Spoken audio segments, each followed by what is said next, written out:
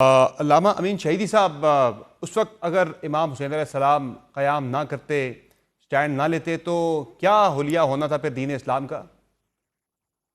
بسم اللہ الرحمن الرحیم۔ سب سے پہلے میں آپ کا اور آپ کے باقی مہمانوں کا شکر گزار ہوں۔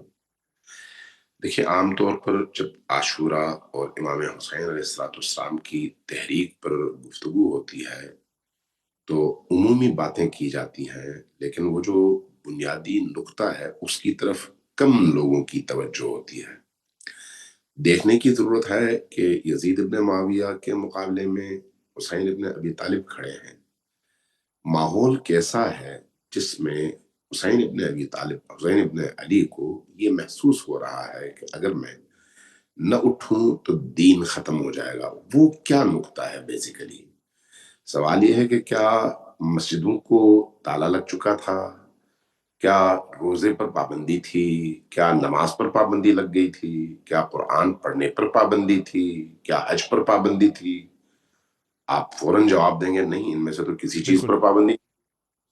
تو پھر وہ کون سی چیز ہے جس کی وجہ سے امام حسین علیہ السلام نے قیام فرمایا اور آج حسین زندہ ہے اور دلوں میں زندہ ہے اور تا قیام قیامت زندہ ہے اور اسلام ان کی مرہون منت ہے؟ وہ چیز اصل میں یہ ہے کہ نبی کریم صلی اللہ علیہ وآلہ وسلم نے اپنی 23 سالہ زندگی میں محنت شاقہ کے ذریعے سے اور ان تمام مصائب کو جھیل کر، جن کے حوالے سے خود رسول کریم نے فرمایا کہ جتنی مجھے اذیت دی گئی کسی نبی کو اذیت نہیں دی گئی۔ یا آپ اس کلام سے اندازہ لگا سکتے ہیں کہ یہ خود نبی کریم کے حال حیات کی بات ہو رہی ہے، ان کے بعد کی بات نہیں ہو رہی۔ آپ نے فرمایا کہ جتنی مجھے اذیت ملی کسی نبی کو اذیت اتنی نہیں دی گئی۔ ان تمام اذیتوں سے گزر کر نبی کریم صلی اللہ علیہ وآلہ وسلم نے حق اور باطل کے درمیان ایک لکیر صلی اللہ کھینچ دی، علیہ وسلم۔ برائی اور اچھائی کے درمیان ایک لکیر کھینچ دی، ایک ایسا پیور اور صاف پاکیزہ شفاف دین لوگوں کے سپرد کیا جس میں حق اور باطل کا مکسچر معنی نہیں رکھتا، شراب اور نماز کا مکسچر معنی نہیں رکھتا، فسق اور ایمان کا مکسچر معنی نہیں رکھتا، ایمان اور کفر کا یا اسلام اور کفر کا مکسچر جس کو ہم نفاق کہتے ہیں وہ معنی نہیں رکھتا۔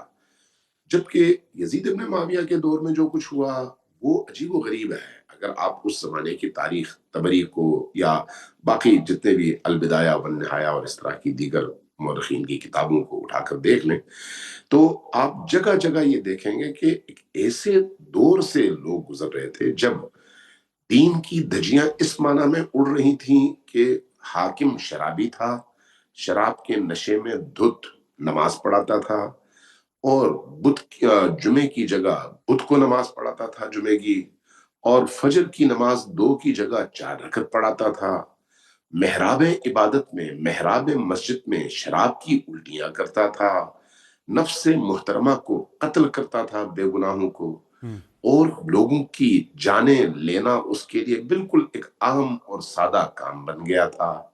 اسلام اور دیگر ادیان کے درمیان فرق مٹایا جا چکا تھا، حرام حلال ہو رہا تھا، حلال حرام ہو رہا تھا، جو قرآن کی روح کی بات کرے اس کی گردن اڑا دی جاتی تھی، اور تب بھی وہ کہتے ہیں ہم مسلمان ہیں اور یہی اسلام کا حکم ہے۔ یعنی دوسرے لفظوں میں اسلام کو ایک ایسا لباس پہنا دیا گیا جس کا ظاہر تو اسلام کا ہو لیکن اندر کفر ہی کفر ہو۔ اس کے نتیجے میں حج تو ہو لیکن وہ حج انسان کو شیطان کے مقابلے میں کھڑا کرنے کی بجائے شیطان کی پرستش پر مجبور کرے۔ روزہ تو ہو جس میں بھوک تو ہو لیکن اس بھوک کے نتیجے میں افطار کے لیے آپ لوگوں کی جانیں لے کر لوگوں کے اموال لوٹیں اور اس سے افطار کریں۔ نماز تو ہو لیکن اس نماز کے لیے پاکیزہ اور حلال پانی اور جائز جگہ پر پڑھنے کی بجائے آپ لوگوں کے خون سے وضو کریں، شراب سے وضو کریں اور اس سے نماز پڑھ کے کہیں ہم مسلمان بھی ہیں اور حاکم بھی ہیں۔ اب ایک ایسے معاشرے میں لوگوں نے آہستہ آہستہ اس دین کو قبول کرنا شروع کر دیا تھا۔ مشکل یہ تھی یا اگر حسین ابن علی کھڑے نہ ہوتے تو نتیجہ کیا ہوتا؟ جو دین یزید پیش کر رہا تھا وہی آج مسلمانوں کا دین بنتا، اور اس کو مسلمان سمجھتے ہیں یہی دین ہے جس میں شراب بھی ہے، کباب بھی ہے، زنا بھی ہے، نماز بھی ہے۔ جیسے آج مسیحیت کی دنیا میں ہوتا ہے آپ دیکھتے ہیں، یہودیت کی دنیا میں ہوتا ہے آپ دیکھتے ہیں، وہاں پر کیا ہے، تمام حرام خدا جائز ہیں اور اس کے ساتھ وہ اللہ کے دین کو بھی مانتے ہیں۔ تو گویا اسلام کی اس حقانیت اور پاکیزگی کو بچانے کے لیے اس 60 ہجری کے ماحول میں جس عظیم ترین آپریشن کی ضرورت تھی، وہ حسین ابن علی کے علاوہ کوئی اور شخص روئے زمین پر انجام دے نہیں سکتا تھا۔ حسین ابن علی یہ جانتے تھے کہ میں فرزند رسول ہوں، فرزند فاطمہ الزہرا سلام اللہ علیہا ہوں، لوگ اس اعتبار سے مجھے جانتے ہیں، اور اس موجود فضا کو ختم کرنے کے لیے چونکہ یہ پورے معاشرے کی جڑوں میں سرایت کر گئی ہے یہ چیز، اس کو معاشرے سے نکالنے اور دوبارہ سے لوگوں کو دین سے جوڑنے کے لیے ایک بہت بڑے سرجیکل آپریشن کی ضرورت ہے، اور اس سرجیکل جی آپریشن میں خون چاہیے، بچے چاہیے، اسارت چاہیے، گھر بار چھوڑنے کی ضرورت ہے، در بدر ہونے کی ضرورت ہے، شہر شہر اسیر کی صورت میں بھگائے جانے کی ضرورت ہے، لیکن جی اس کے نتیجے میں وہ جو پیغام ہے وہ پیغام اتنا عام ہو جائے گا کہ پھر ہر انسان کا ضمیر اس کو مجبور کرے گا کہ یزیدیت کے خلاف اٹھ کھڑا ہو۔ اور امام حسین علیہ السلاۃ والسلام نے اس حکمت عملی کو سامنے رکھتے ہوئے صحیح۔ اپنے سفر کا آغاز کیا اور پھر عاشورہ برپا ہوا۔ جی علامہ امین شہیدی صاحب، جو اس وقت سازشیں اسلام کے خلاف ہو رہی ہیں دنیا میں، جن پہ اس وقت ہم دیکھتے ہیں کہ کئی مسلم ممالک نشانہ بن چکے ہیں، اور مزید کئی جو ہیں وہ لائن میں لگے ہوئے ہیں کہ اگر ان سازشوں کا کلا کما نہیں کیا جاتا، انہیں روکا نہیں جاتا، تو پھر ایک کے بعد ایک مسلم ممالک اس کا نشانہ بنتے رہیں گے۔ تو امت مسلمہ کی کیا ذمہ داریاں ہیں آج، کیا فرائض ہیں؟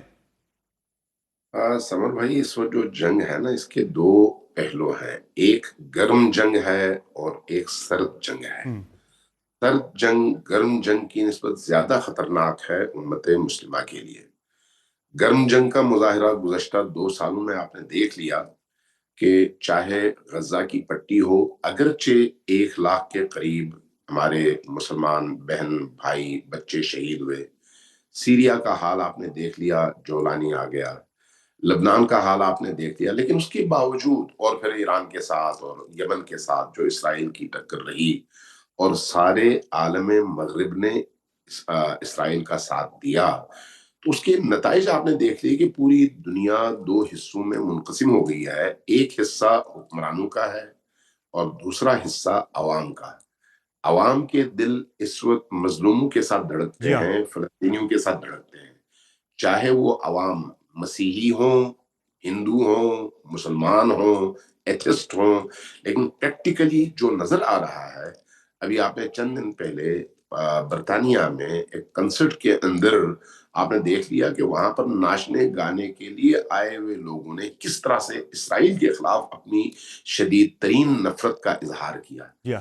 یہ گرم جنگ کے وہ فوائد ہیں جس میں اگرچہ شہادتیں تو ہوتی ہیں، لیکن ان شہادتوں کے نتیجے میں قومیں بیدار ہوتی ہیں، انسان بیدار ہوتا ہے، اور اس بیداری کے نتیجے میں ظالم کے خلاف نفرت بڑھتی ہے۔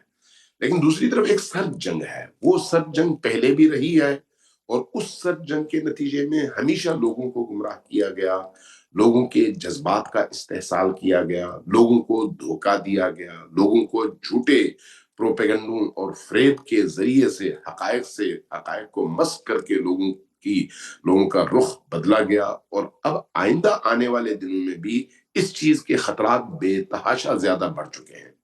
اس وقت یہ جو ابراہیم ایکارڈ کے نام سے ایک نیا دھندا، نئی سازش اور نیا خواب اسرائیل، امریکہ، یورپ کے ممالک اور بعض ہمارے مسلمان ممالک مل کر دیکھ رہے ہیں، یہ وہی سر جنگ ہے جس کے ذریعے سے اس چیز کی مخالفت کی جا رہی ہے جس کو اللہ تبارک و تعالیٰ نے سب سے زیادہ لازم قرار دیا ہے۔ یہود اور نصارہ کے حوالے سے مسلمان کے دل میں کبھی بھی مثبت جذبات پیدا نہیں ہونے چاہیے، اور یہ اللہ کا حکم ہے۔ اللہ نے قرآن وہ میں آپ کے دوست نہیں ہو سکتے، ان پہ اعتبار نہیں کر سکتے آپ، یہ بار بار ہمیں بتایا گیا ہے۔